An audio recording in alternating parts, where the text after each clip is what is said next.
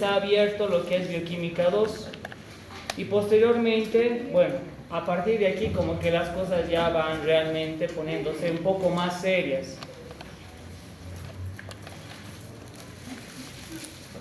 Así es que mucha atención. Y disculpen, como les había comentado, está por verse si se les va a pasar el material a la plataforma. Entonces tienen que estar atentos, por favor.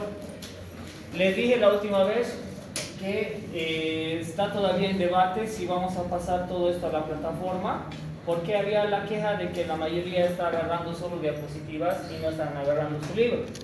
Entonces era como que estaban viendo de no pasar y que estén más atentos o pasar y demás. Pero bueno, seamos conscientes, cada uno sabe si está agarrando su libro o se lo está comprando y lo está poniendo a su escritorio, ¿no ven? Entonces, les estoy más o menos preveyendo, ¿ya? Les estoy avisando para que tomen en cuenta de que deben estar atentos. Además, es más, seguramente sus compañeros de años anteriores ya tienen la presentación, pero igual no se descuiden.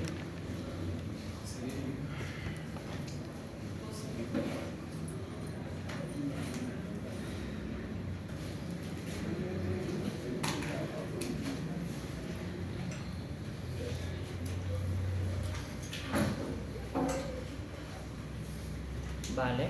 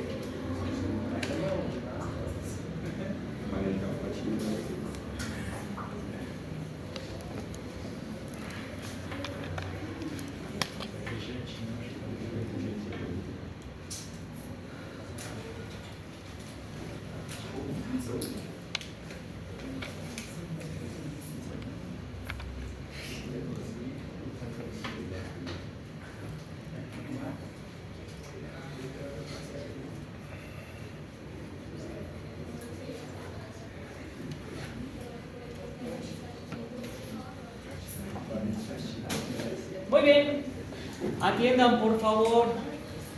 Ok, esta materia es una materia muy hermosa, pero al mismo tiempo tiene su nivel de complejidad.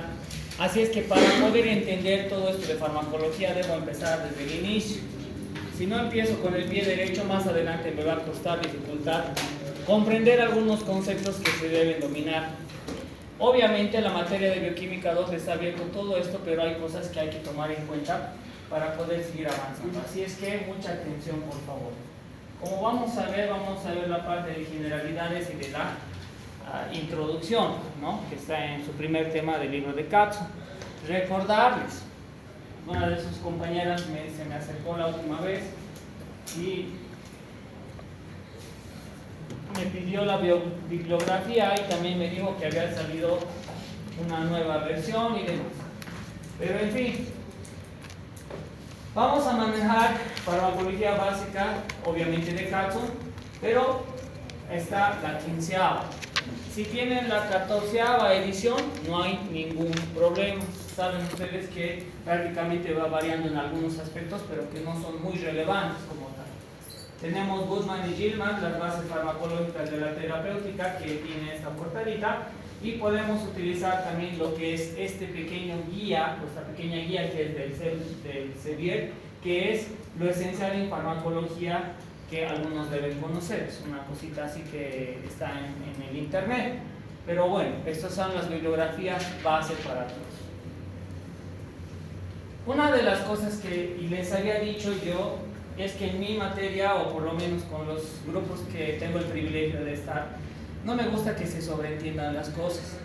Y soy a veces un poco chinche preguntando algunas cosas que no están tan relacionadas, pero creo yo que son bien importantes para ustedes, ¿sí?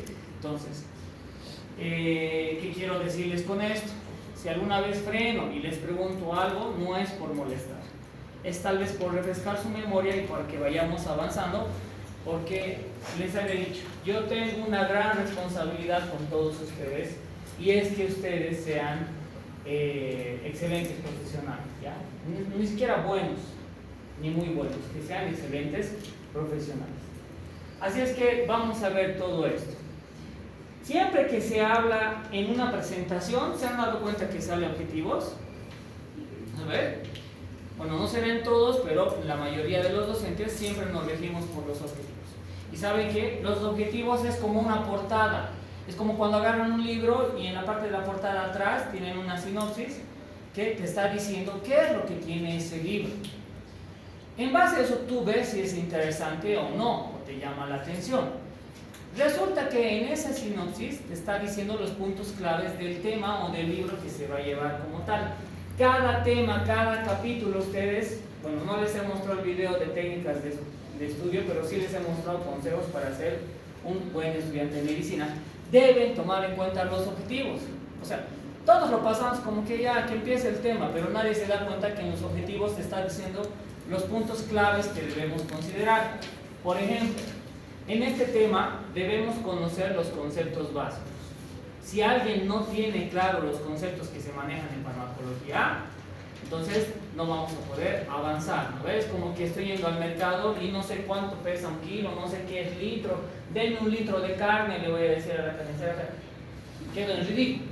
Entonces debemos conocer los conceptos que se manejan en la farmacología. Debemos identificar los diferentes tipos de receptores. Vamos a recordar aquellos receptores que habíamos visto y además que en la bioquímica se ha visto bastante con proteínas transportadoras, los tipos de receptores que son específicos para ciertas moléculas y iones, ¿cierto? Ahora, también debemos comprender las interacciones que va a tener los fármacos con relación a su receptor y las implicaciones en su organismo.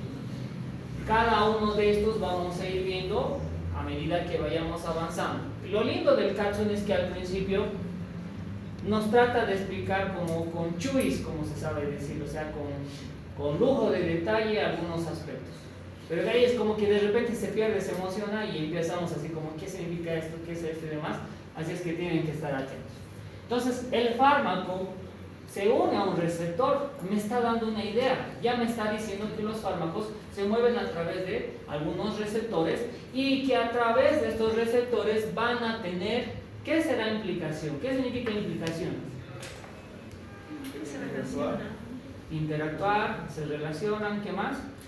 Las consecuencias de esa interacción. Ya habrá consecuencias, habrá un resultado o habrá algún producto de estas implicaciones en el organismo, pero está hablando del organismo en general. Ahora, una vez que está claro estos objetivos, tengo que entender, tengo que yo saber dónde se ha originado todo esto. ¿Quién ha empezado a hablar de los fármacos? ¿Cómo ha sido realmente esto de la industria farmacéutica? Porque al día de hoy todos alguna vez hemos consumido algún fármaco, desde una aspirina, un paracetamol, o la mamá nos daba en la casa algún jarabe cuando éramos niños. Y pues bueno, aquí va un pequeño pantallazo de cómo empezó todo esto. Los apotecarios, esas personas dedicadas a la preparación de remedios para enfermedades y otros males, surgieron desde tiempo. Trabajaron muy de cerca con quienes atendían a los enfermos, o sea, los médicos o sanadores. Sin embargo, la industria farmacéutica que conocemos hoy no surgió de los apotecarios, sino de algunos vendedores ambulantes inescrupulosos y, aunque suene extraño, de la aparición del petróleo. Ajá, no sabían eso. Este fue el extraño camino de la industria farmacéutica. Para cuando comenzó el siglo XIX, todavía eran los apotecarios quienes preparaban sus remedios, siguiendo las recetas de sus maestros, y los vendían a las personas necesitadas de ellos o a los doctores y hospitales. Entretanto, en el mismo siglo XIX, los descubrimientos de la ciencia química comenzaban a dar un impulso importante a la ciencia farmacéutica, de modo que en los laboratorios y escuelas de medicina empezaron a gestarse nuevos tipos de medicamentos. Sin embargo, los apotecarios del pueblo pocas veces prestaban atención a tales innovaciones y seguían prestando sus servicios a sus vecinos, como siempre lo habían hecho. El caso es que no había apotecarios en todos los lugares. Esto había hecho que, desde tiempos antiguos, surgieran vendedores ambulantes que ofrecían remedios de pueblo en pueblo y de calle en calle. Algunas veces, los productos que vendían eran auténticamente útiles para tratar algunas dolencias o problemas. No servían para nada, pero los compradores no se daban cuenta de eso hasta que el vendedor se había ido del pueblo. Y otras veces, los elixir eran un verdadero peligro para la principios del siglo XIX, en Estados Unidos, se volvieron muy populares los vendedores de aceite de serpiente para el tratamiento de la artritis y la bursitis. El producto se basaba en una antigua receta de la medicina china que había llegado a Estados Unidos con los inmigrantes asiáticos en aquel entonces y que aparentemente sí era útil para tratar esos problemas. Sin embargo, pronto no hubo suficiente producto para cubrir la enorme demanda. Así que muchos vendedores, a falta de auténtico aceite de serpiente, comenzaron a improvisar y a vender otras sustancias, como si fueran milagrosas para tratar toda clase de males. En muchos casos se trataba de sustancias que producían delirios o alucinaciones, que no curaban, pero al menos hacían que el paciente se sintiera muy feliz. En otros casos, eran directamente peligrosas. A raíz del éxito de aquellos vendedores ambulantes, algunos empresarios innovadores comenzaron a idear la manera de empaquetar medicamentos y venderlos de forma masiva. Algunas compañías, surgidas entre 1870 y 1880, comenzaron con las vitaminas y algunos analgésicos. Pero el cambio más interesante se produjo cuando el petróleo se mezcló con los remedios. Sí, el petróleo. A finales del siglo XIX, los vendedores ambulantes seguían ofreciendo sus productos en las calles. Uno de esos vendedores, llamado William Avery Rockefeller, sí, ese mismo, tuvo la idea de envasar un poco de petróleo crudo, que había comprado por unos centavos a la emergente Standard Oil Company de su hijo John D. Rockefeller, y venderlo por mucho más dinero como si fuera un medicamento contra muchos males, al que llamó Nuhol. Su éxito fue tan grande que la propia Standard Oil, varios años después, decidió patentar el producto, introducirle algunos cambios y venderlo como tratamiento contra el estreñimiento. Esto les dio una nueva idea a los magnates del petróleo y a otros comerciantes.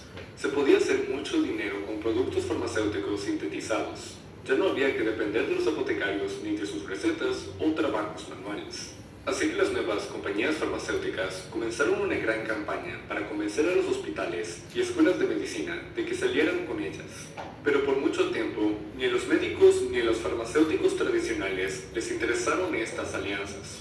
Todo cambió cuando los Rockefeller comenzaron a invertir en líneas de investigación química y a patrocinar con sus riquezas el trabajo de los hospitales y escuelas de medicina. Así, poco a poco, ya en el siglo XX, los médicos fueron dejando de lado el trabajo manual de los apotecarios tradicionales en favor de los productos farmacéuticos industrializados. De hecho, la influencia de los magnates petroleros y otros grandes industriales fue determinante para decidir cómo debía formarse los propios médicos en las escuelas de medicina. Pero esa es otra historia. Bien. Una vez más quiero llamar un poquito para que abramos la mente todos. Ustedes han visto la familia Ingalls, ¿no ven? Sí. Y ahí había un doctor. Y claro, y si se ponen en el papel y ustedes dicen, yo también voy a ser doctor algún día, y te pones a pensar, pero en esos tiempos, ¿qué hacía? Porque, a ver, venían a buscarle al doctor del pueblo y le pasaban un dolor de cabeza y no era como ahora, ¿no ves? Tomate, lo que siempre damos, paracetamol. Pero si no había en ese entonces. ¿Habrá algún compuesto o alguna otra sintomatología que nos hace pensar entonces la farmacología en qué momento realmente es lo que el día de hoy conocemos? Y para eso vamos a ver algunas características que hay que tomar en cuenta, ¿vale? Para empezar, hay ciertas condiciones que se deben cumplir dentro de la farmacología para poder estudiar. Vamos a hablar primero de una de las condiciones que tienen que ver con la naturaleza del fármaco, y esto nos abre la puerta a nosotros poder entender lo que les decía. Prácticamente desde cuando la sociedad del mundo ha dicho, oye, si te tomas esto te va a calmar tu dolor, ¿no? Es más, a veces ni siquiera tenías que tomar, sea, tenías alguna herida, ponte esto, ¿no ves? Así como que en las películas se ve que agarran una planta, lo hacen así y se ponen sobre la herida. O sea, pero ¿y quién te ha dicho que eso era bueno? Por ahí es venenoso, por ahí en vez de hacerte bien provoca una reacción alérgica. O sea, se dan cuenta que para el día de hoy todo lo que está a nuestro alcance realmente ha sido una cosa de mucho estudio, de muchos años de preparación. Y en esta naturaleza del fármaco voy a ver que existen ciertos elementos que debo saber. Por más de que, mira, doctor Pucha, estamos dando a esto, estamos hablando en serio de esto porque me recuerda a colegio. Sí, los fármacos los vamos a tener en estado sólido o en estado líquido, gaseoso, que van a ser dependientes de su pH. ¿Qué es el pH? Potencial de hidrógeno.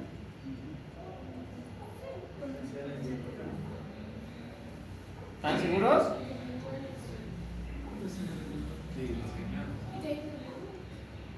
Ya. ¿Y estos cuáles son? Ácido y alcalino. Ácido y alcalino. ¿El otro nombre del alcalino? Básico. Básico. Muy bien. Y eso ya hemos determinado porque ya se ha estudiado que tenemos un pH normal. ¿Cuánto es el pH normal? 7.35 a 7.45. Todo eso va a influir con la naturaleza de mi fármaco. Y claro, tenemos gaseosos también, ¿sí o no? Que podemos inhalar, que están en el aire. Vamos a depender del tamaño molecular. Generalmente se dice que los fármacos, ¿qué es la PM? ¿Policía militar?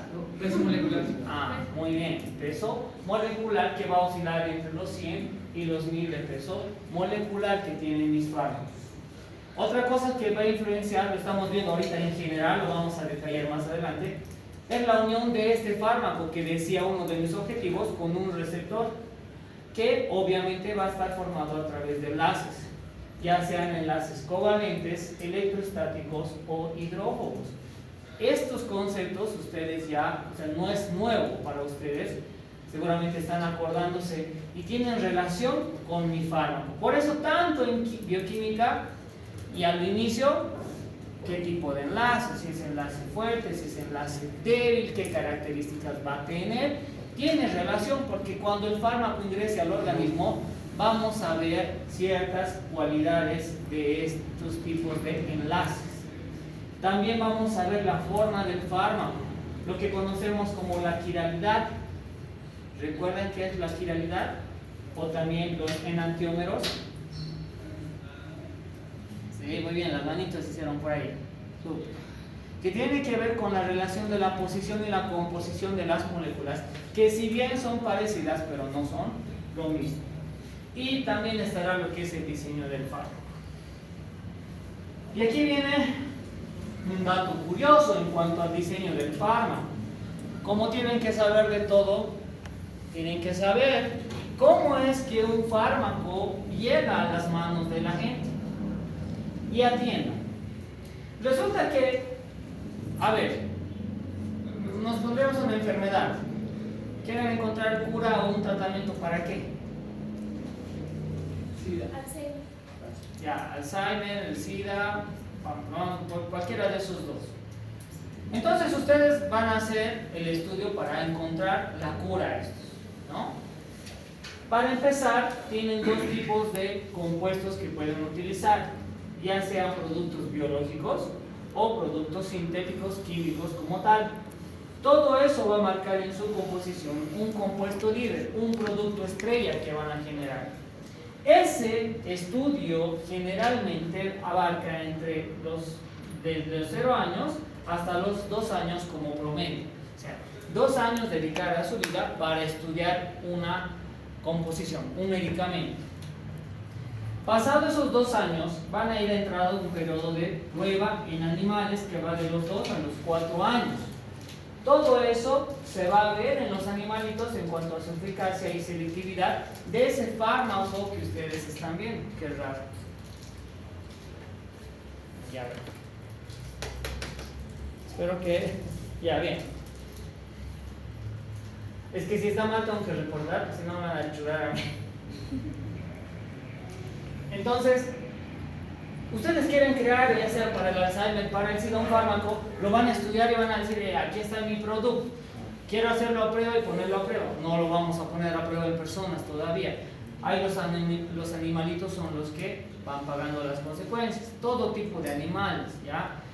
Que hay un protocolo, hay una norma que se debe de seguir.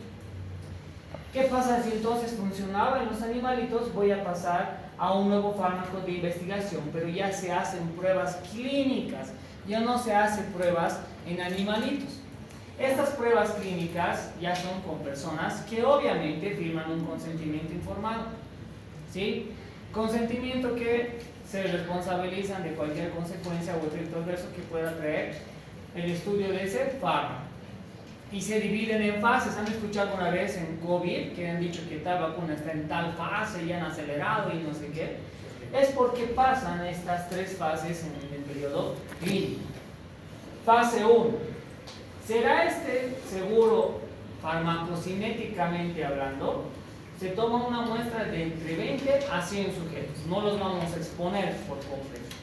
De esta primera fase se obtienen resultados. Si son beneficiosos y hay un sí, se pasa a la fase 2. Efectivamente estará funcionando en los pacientes. Lo que hacen acá es agarrar más pacientes de 100 a 200, todos con consentimiento informado. Hasta acá participan todos lo que son ustedes, ¿sí? Se encargan ustedes. Si todo va bien hasta acá, va a ingresar a la fase 3. La fase 3 ustedes no están presentes. Es más, se escucha y se hace justamente este estudio del doble ciego, como decía su compañero. Se toma más pacientes para este fármaco. ¿Qué es el doble ciego? Por ejemplo, a un paciente le va a dar un medicamento y al otro le vamos a dar diciendo que el medicamento, claro, como placebo, para ver la sintomatología del medicamento, si es eficaz o no. Pero a los dos le vamos a decir que le estamos administrando el mismo medicamento, solamente que uno es de placebo y el otro es el que contiene el medicamento. Y vamos a hacer un estudio cuánto funciona. Muy bien. Como dijo su compañero, aquí prácticamente se resume en el punto doble ciego que ni el paciente ni el investigador sabe de qué tratamiento estamos hablando. Es decir, como dice su compañero, a veces las personas, y esto es un punto bien interesante, se sugestionan. Y cuando tú ya le hablas de qué le vas a dar y que todo eso, el factor psicológico a veces juega un papel importante. Pero no es determinante, obviamente, ¿no ven? Han escuchado. ¿Qué es placebo? Una banda muy buena. ¿De dónde? Placebo es gringa. Ah. Bueno, entonces, ¿para qué no ves esa banda? Entonces, ¿por qué se habrán puesto placebo? Entonces, ¿qué será el placebo? Es algo que realmente no va a tener aplicación clínica, pero le hace parecer al paciente que sí está teniendo algún tratamiento, así que sea realmente benéfico para él. Ya, muy bien. Está bien la explicación. Lo podríamos resumir en... El placebo es... Una sustancia inocua que no tiene efecto en la salud de la persona. Ya, vale, está bien. Está bien lo que dijo. Entonces, los placebos pueden ser sustancias, materia o elementos, no solamente material, a veces psicológico también, ¿vale? Que, como dicen ustedes, no tiene una relevancia directa. Es algo indirecto prácticamente, pero es más psicológico. Entonces, en ese grupo, no sé, ¿no conoces de rock? No, qué grave, ¿cómo no voy a escuchar? Tendrá que ver que si tú le decías a estos pacientes de los 1000, 6000, ¿sabe qué? Tome esto, tan, uy, sí, qué bien, ¿no ven? Entonces, en el doble ciego se hacen laboratorios para ver si efectivamente el fármaco que ustedes han estudiado está haciendo su efecto como tal. Uno puede decir de estos pacientes, uy, si me han dado esto y era un placebo, ya me siento bien. ¿Sabe? Sus laboratorios al día siguiente se pone mal, muere. ¿Qué había pasado? No ha hecho efecto como tal y se ha determinado que los estudios hay que, no sé, hay que ver si es efectivo o qué tal es este medicamento. Si todo va bien acá, como dice, es un metabolismo del fármaco y la evaluación de la seguridad que tiene, pasamos recién a la comercialización. Y fíjense, todo este proceso de fases va desde el 4.º año hasta los 8 años. ¿Cuánto tiempo ya hemos llevado acá? 8 años, más o menos. Y eso si es que todo va bien, porque eso no es tal cual, se va prolongando.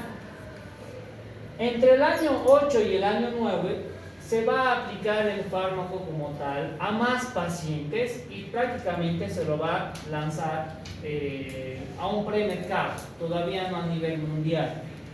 Pasado ese añito, otra vez pasamos a la comercialización recién, donde ya es la fase 4. Se va a hacer un seguimiento y podrían pasar a lo que se llama tener una patente. Y no se pierdan acá.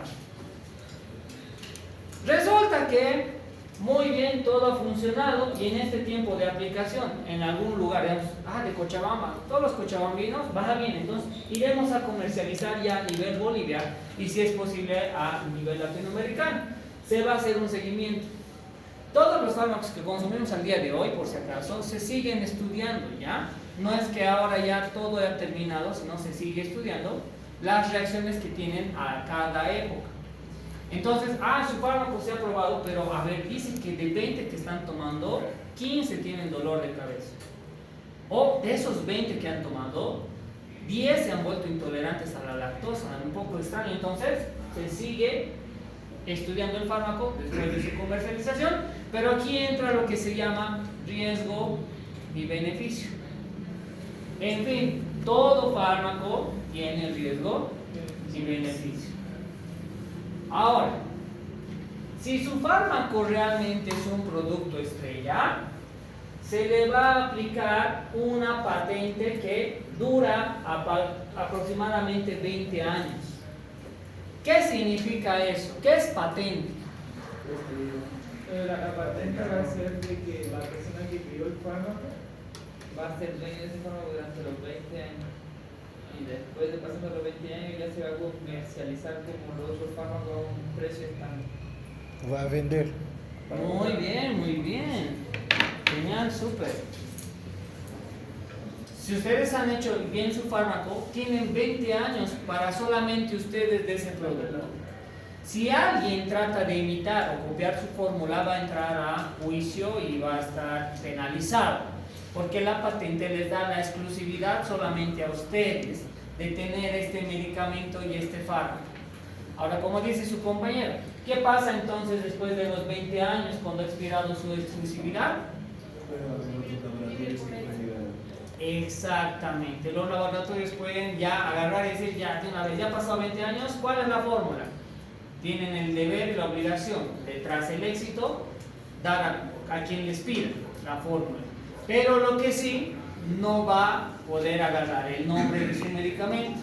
Eso sigue siendo exclusivo de ustedes. Entonces, es una cosa bárbara lo que es la industria farmacológica, como estamos viendo. ¿Y cómo se ha originado esto? ¿No han visto así como su capita? ¿Y qué quiere decir? Empezaban a estos a comercializar fármacos. Entonces, ¿qué es un fármaco? El fármaco va a ser una sustancia específica que tiene su origen en estos tres. Puede ser de origen natural, semisintético y sintético.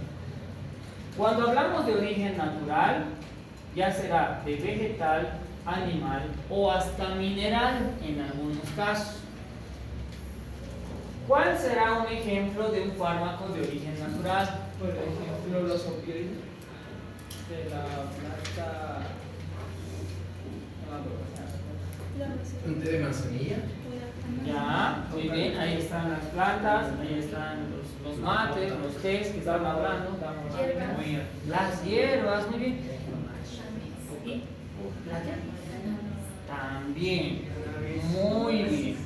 Todos estos tienen sus efectos como tal y los encontramos de manera natural. Una de las cosas que se llama la atención aquí en lo que es natural, tenemos al famoso curare. ¿Quién conoce el curare? Bien. Aquí hay unas flechitas, tal vez no se ve bien desde atrás, pero hace mucho tiempo, es más, al día de hoy se sigue utilizando. ¿Han visto Apocalipto? Cuando agarra a una ranita, agarra su flecha, le hace así, la punta de la flecha, lo lanza, y es como que tiene veneno, ¿sí? Tiene relajante muscular también al mismo tiempo. Entonces, el curare es uno de los componentes que están en las plantas y en algunos animales que son sedantes o relajantes musculares. Y bueno, lo interesante es que alguien ha tenido que descubrir a la mala, ¿no? Para, ¿qué es esto? Se ha dormido o algo. Y es así, vamos descubriendo. Como me han dicho también los mates, ¿quién te ha dicho que el mate de anís es bueno para el estómago? O sea, alguien ha tenido que experimentar. O cuando han visto en las películas los hongos, ¿no ve? ¿Quién te dice que ese hongo es venenoso o realmente es un hongo que es para comer? Entonces, habrán surgido a través de... ¿para volar? Habrán surgido a través de la historia varios fármacos así naturales que tienen este componente. Y como decía su compañera, también tendrá que ver con el cannabis, con este componente que va a tener generalmente, que es el tetrahidrocannabinol, ¿ya? Componente del cannabis. Y también tenemos de origen animal, no se olviden, algunos animalitos también nos van a ofrecer algún tipo de fármaco. ¿Algún ejemplo, saben, de algún componente animal? El aceite de bacalao. Aceite de bacalao. Ya. ¿La qué, perdón? Ya, muy bien.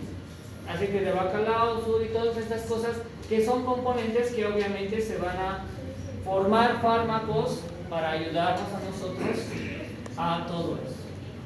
Semisintéticos no hay donde perderse, porque tendrá que ver la parte química y la parte natural que estamos viendo, y lo que es sintético como tal es específicamente químico, ¿sí? Componentes químicos elaborados en laboratorios especiales y solamente eso. Ahora, aquí yo les he puesto entre un detalle que dice natural y sintético. ¿Por qué? Es mejor lo natural, ¿cierto? No, porque los químicos que vienen siendo los medicamentos tienen un estudio que pasaron en vitro, en animales, el periodo de los 20, de los 8 años. En cambio, lo natural no está como comprobado científicamente. Muy bien, muy bien. Y efectivamente, toda la gente tú ves en la calle, lo natural siempre es lo mejor. Y sí, efectivamente sí, pero no es la solución muchas veces. Porque lo natural también te puede llevar a tener efectos adversos. O sea, no porque sea natural la gente piensa que, uy, no te va a hacer nada, consumir nomás. Y ese es el pinche problema que hemos tenido, perdón que hable así, en el COVID. Y no me van a dejar mentir, capaz ustedes han caído. El famoso jengibre. Toma jengibre. O sea, las mamás de casa, las abuelitas han agarrado el jengibre y hacían jugos y refrescos hasta en la comida súper concentrado.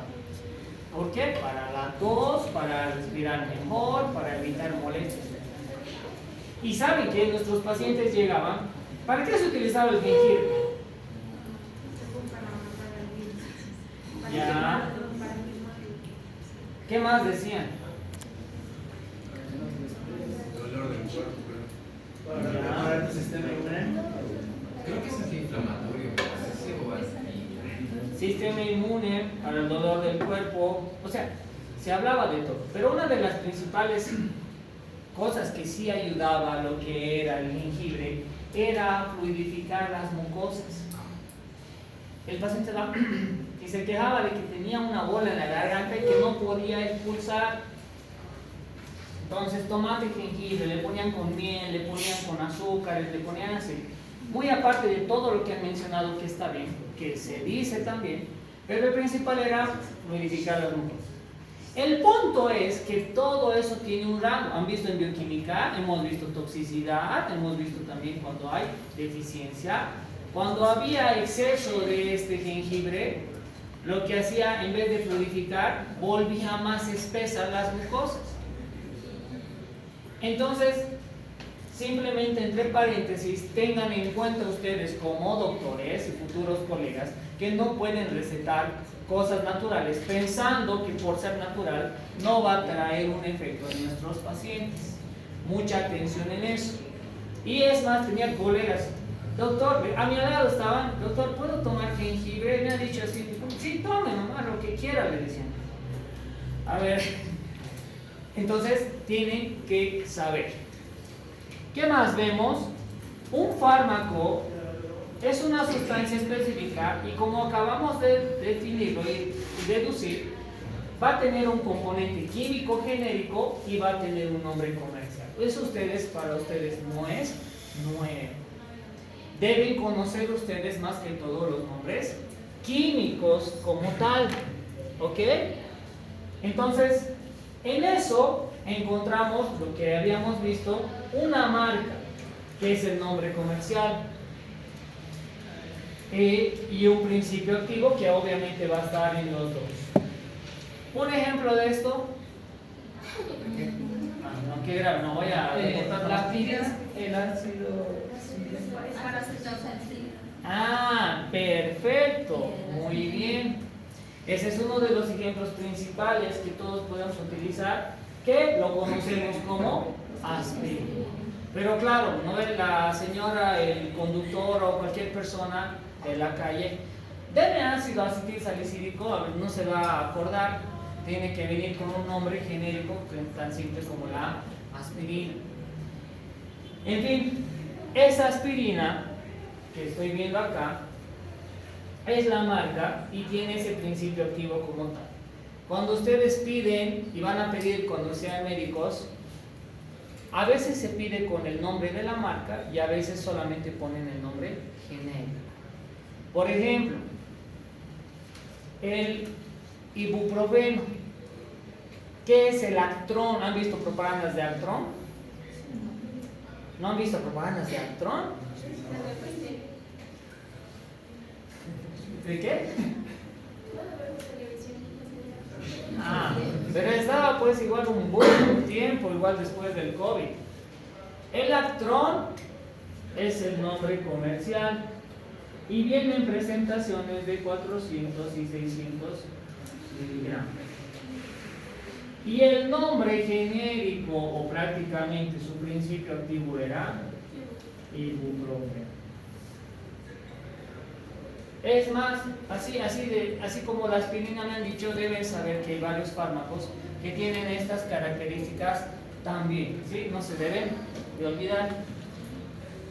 No se olviden de lo que hemos hablado, por eso lo puse aquí, la patente. Estos que han creado el fármaco y tienen la exclusividad, después de los 20 años, tienen que hablar cuál es el principio activo de su producto estrella, pero las nuevas empresas farmacéuticas que saquen este medicamento van a cambiar de nombre, ¿sí? Por ejemplo, el Actron es ibuprofeno, Ibupronal es ibuprofeno, Ibucaps es otro, o sea, así van cambiando, ¿no es cierto? Y hemos visto y estamos conociendo. Ahora, hay algo interesante, fuera de la patente, por ejemplo, es el caso más conocido a nivel mundial. Se ha vuelto tan famoso, o sea, todos conocen, nuestros abuelitos conocen también. Aspirina. Yo creo que es el nombre más popular de una patente como tal, de un nombre comercial. Aspirina. ¿Sí? Y este ácido acetilsalicílico lo venden también, pero con otros nombres, ¿cierto? Ahora tienen que ver ustedes lo que es la relación precio también en sus pacientes y les va a tocar, doctor, doctora, dice que hay este medicamento, pero hay de este precio, de este precio y de este precio. Uno te va a decir, hay de 1 peso, hay de 8 pesos y hay de 20 pesos. ¿Cuál me ha dicho, hermano? ¿A ver? Entonces, ahí vamos a ver en algún punto que tampoco lo barato, lo genérico, no está bien. por la procedencia. Les voy a mostrar un videito en la siguiente clase de dónde proceden ese tipo de medicamentos genéricos.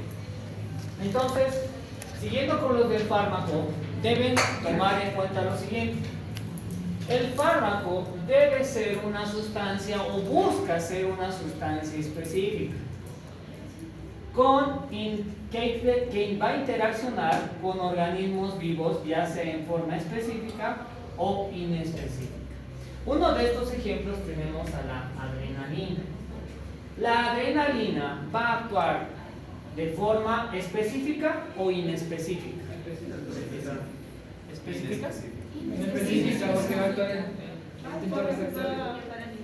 Es inespecífica porque actúa en diferentes lugares. Muy bien. Este medicamento que estamos viendo, que es la adrenalina, es inespecífico porque va a actuar a nivel de receptores alfa 1, alfa 2, beta 1, beta 2 y hasta beta 3. Actuando de manera indirecta, ya sea en el corazón, los vasos, el cerebro, a nivel de la motilidad intestinal y todos estos otros. ¿Cuándo utilizamos adrenalina nosotros? Alérgicos, ¿qué más? ¿Vasodilatación o vasoconstricción? Ya, está bien, está bien. Entonces, aquí yo estoy entendiendo un concepto muy importante, que mi fármaco debe ser, ¿cuál es mejor? ¿Que sea específico o inespecífico? Específico. Por esto que les he puesto. Habrá mayor o menor efecto adverso dependiendo de su especificidad. En el caso de la adrenalina, que todos utilizamos en algún momento para todo tipo de emergencias, lo malo es que es inespecífico, ¿no? Entonces acá, por ejemplo, yo puedo tener un paciente con asma. Y si tengo un paciente con asma y su inhalador no había traído, ¿qué le van a hacer? Y justo en su botiquín tienen una ampollita de adrenalina. Me pincha. ¿Qué va a ocurrir? Va a activar, se van a dilatar los bronquios, va a aumentar la irrigación por esta vasoconstricción, pero al mismo tiempo le va a dar taquicardia. Por eso, cuando hablamos de algún medicamento inespecífico, aumentan los efectos adversos. Puede hacerle bien a una cosa, pero también le va a contraproducir a otra. Eso ya es dependiente de cada organismo. Por lo tanto, no se olviden, cuando hablo en cuanto al fármaco y su especificidad, mientras más específico, menos efectos adversos. Y mientras más inespecífico sea este fármaco, va a haber más efectos adversos. Entonces, como vemos, un fármaco va a interaccionar con diferentes organismos vivos y va a modificar funciones celulares. Funciones celulares que van a traer consigo una respuesta farmacológica, porque le estamos dediando a sus células, estamos haciendo que se comporten, mandándoles señales para diferentes fines o con fines, como dice la diapositiva. ¿Cuáles son? Tengo profiláctico, un fin diagnóstico y un fin terapéutico. ¿Qué es un fin profiláctico? Prevención, ¿qué me decía por ahí también? Prevención me dijo, ¿no? Proteger, prevenir, ya. ¿Y qué es profilaxis? ¿Es lo mismo profiláctico y profilaxis? No, profilaxis es prevención. Ajá. Profilaxis es durante, ahora, en este momento que se está diciendo alguna cosa. ¿Ya? ¿Están escuchando los demás? Su compañera dice que profilaxis es ahora, en este momento. También por ahí dijeron que era una prevención. Profilaxis sería una prevención, por ejemplo, lavado de manos, y el otro que sería profiláctico sería también prevención, pero específicamente de la enfermedad a largo plazo, como un ejemplo sería la vacuna que sería la de BCG.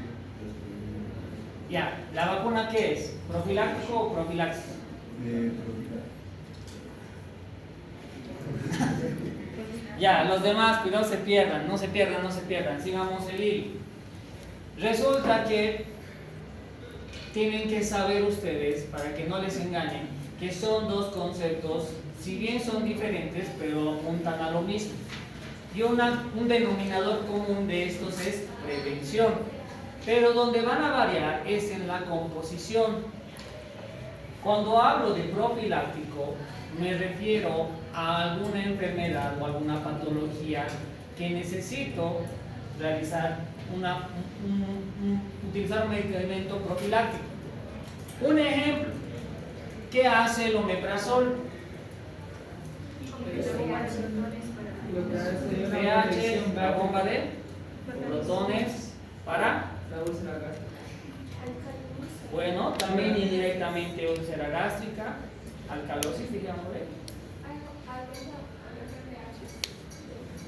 Ya, no está mal su conclusión, pero cuidado se confunde porque no provoca alcalosis. Pero sí, como dice, va hacia ese lado de alcalino, pero no provoca alcalosis. En fin, ¿y dónde actúa este omeprazol? ¿Y en qué parte del estómago? En las células. Muy bien. En las células parietales del estómago va a inhibir la formación de... Cuidado, me digan, ¿no ve?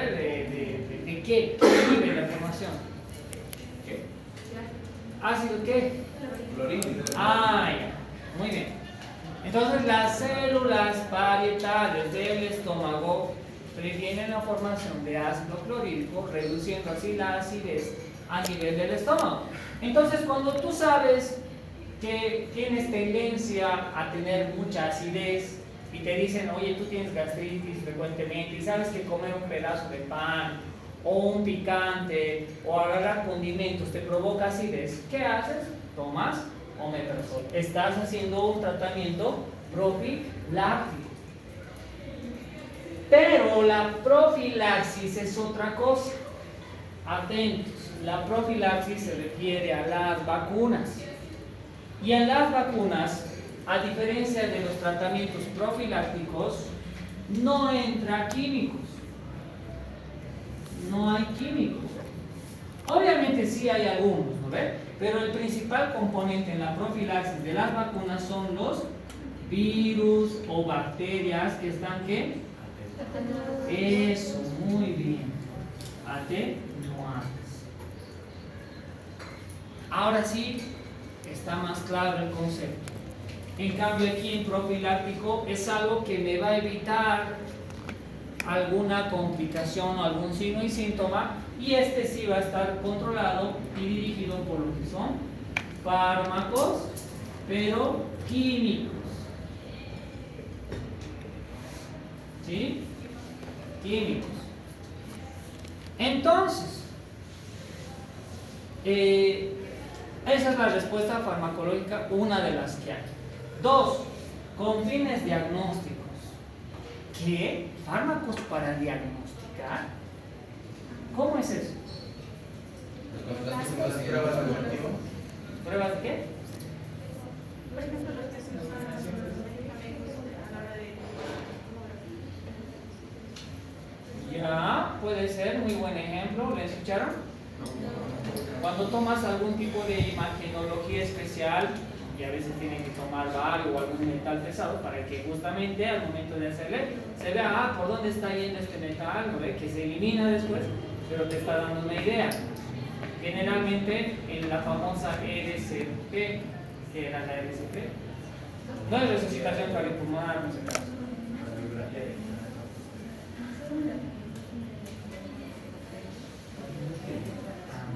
Sí, muy bien. Ya, a ver, a pasito voy a continuar con lo que han complementado sus compañeras. ¿Qué es la RCP? O la PCR.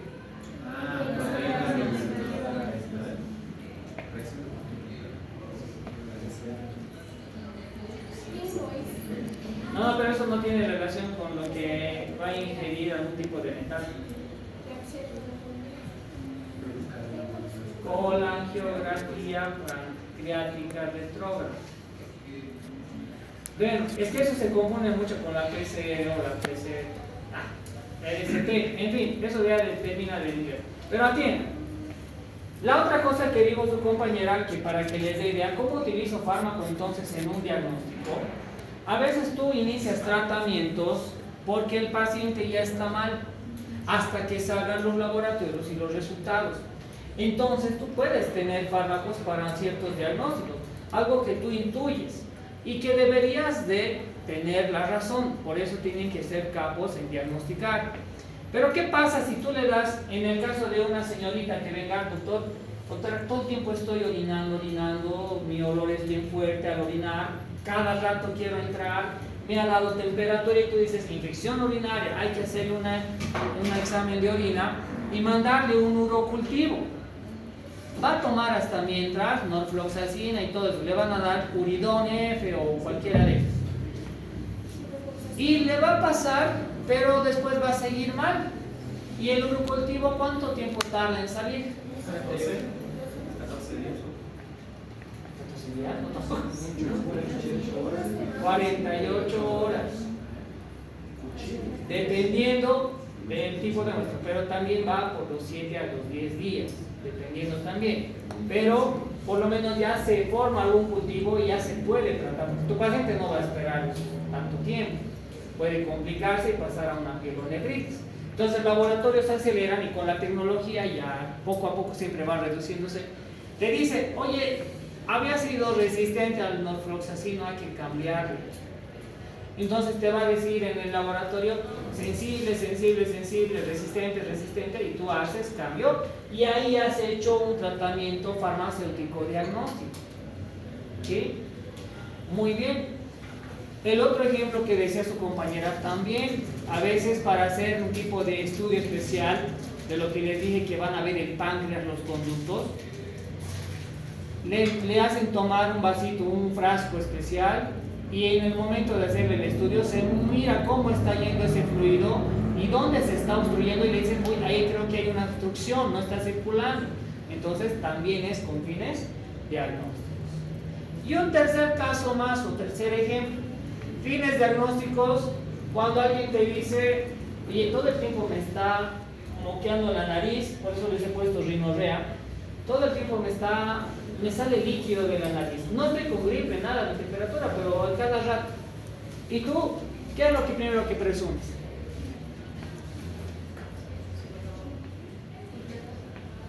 ¿Qué? Cáncer de nariz. Alergia puede ser. Alergias, ¿no ves? Al polen, algo estás teniendo contacto. A ver, te daré un antialérgico mientras tanto. Si no te hace efecto este antialérgico, habrá que estudiar a una especialidad. Puede haber pólipos, puede haber hipersecreción mucosa, pero hay algo que lo está desencadenando. Y tú le das y te dices, uy, bien, me ha hecho bien, listo. Con ese tratamiento farmacológico ya has dado con el diagnóstico. ¿Ven? Entonces se puede. Como que al principio suena, oye, qué raro, ¿cómo voy a dar medicamento para diagnosticar? Cuando estoy entendiendo que muchas veces me ayuda. Y por último tengo el terapeuta. Ahí no hay donde perderse, ¿sí? Para tratar justamente sus dolencias y hacer el tratamiento como tal, dependiendo de la enfermedad. Nos da una terapia como tal. Por lo tanto, se concluye que un fármaco es cualquier sustancia que va a producir cambios biológicos a través de su acción química en el organismo, ya sea de manera química, biológica o natural. ¿Sí? Se puede deducir eso.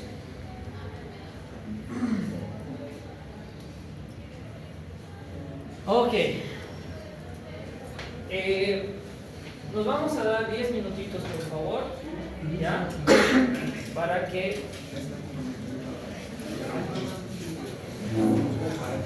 vayan al baño o algo. Lo que quiero hacer es reportar el aparato, me está preocupando.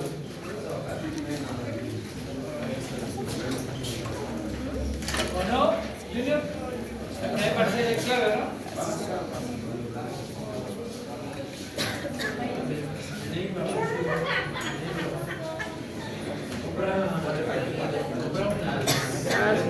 Gracias. Los normales